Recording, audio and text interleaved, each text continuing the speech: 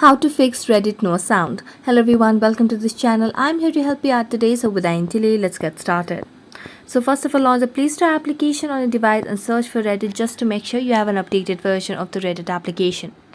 As you can see on the screen, there is no option of update, which means we have the latest version of Reddit application. So let's get back to the home screen, and what you can do is make a long press on the Reddit application.